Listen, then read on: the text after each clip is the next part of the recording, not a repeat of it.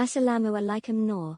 Welcome back to the wonderful world of Qur'an. Walaikum assalam HIDAIA. It's great to see you. Can you recite the fourth ayah for us? Sure. I would love to. The fourth ayah of Surah Al-Fatiha reads as Iyyaka na'budu wa iyyaka nasta'in. Indeed. Now this ayah is roughly translated as, you alone we worship and you alone we ask for help. And now we're going to learn the root words, aren't we? Yes, certainly. The root word for the first word is hamza ya and ya. It essentially means, you. Or more specifically, you and only you. Here it implies that it is only Allah that the next word is about.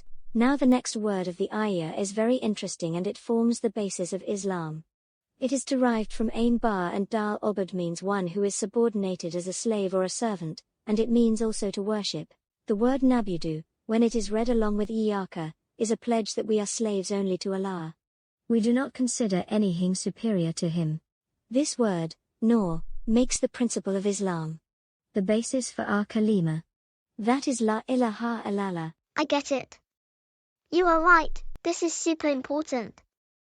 The last word of this ayah comes from Ain Waw Noon. It means to help and support someone. Here the word means that we seek help from Allah only. Seeking help can mean asking for provision, asking for guidance, asking for protection, and much more. So all in all, this ayah says, you, Allah, are the only one we are the slaves of. And you alone are the one we seek help from. Wasn't that super as usual? I am loving my Quran lessons now. Don't forget to subscribe to our channel and press the bell icon for more amazing stuff.